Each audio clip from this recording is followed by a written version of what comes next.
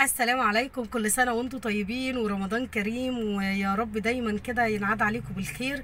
هنتكلم النهاردة عن موضوع مهم جدا، وهو نزيف اللثة في الصيام. انه في بعض الناس بيحصل عندهم نزيف في اللثة بشكل مستمر، ومع الغسيل او عدم الغسيل.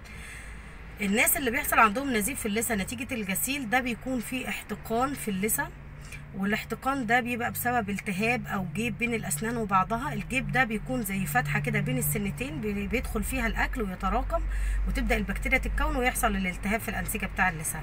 مع الغسيل وزياده الدوره الدمويه اللي رايحه لمكان الالتهاب بيحصل نزيف للثه. فما تقلقوش يا جماعه، الناس اللي بتغسل وبيحصل عندها نزيف او بيحصل عندها يعني ان هي بتلاقي دم على الفرشه، مفيش مشكله، كمل، لان ده نتيجه احتقان اللثه او زياده الدوره الدمويه نتيجه الالتهاب اللي موجود في اللثه. فالنزيف النوع الثاني من النزيف اللي هي الناس اللي عندها ضعف في الشعيرات الدمويه او في الاوعيه الدمويه الخاصه باللثه. الضعف ده بيكون نتيجه مثلا لمرض عضوي او حاجه عامه في الجسم، ان بتكون عنده قابليه للنزيف اكتر. في بعض امراض الدم زي الهيموفيليا والحاجات دي بيكون عندهم قابليه للنزيف اكتر.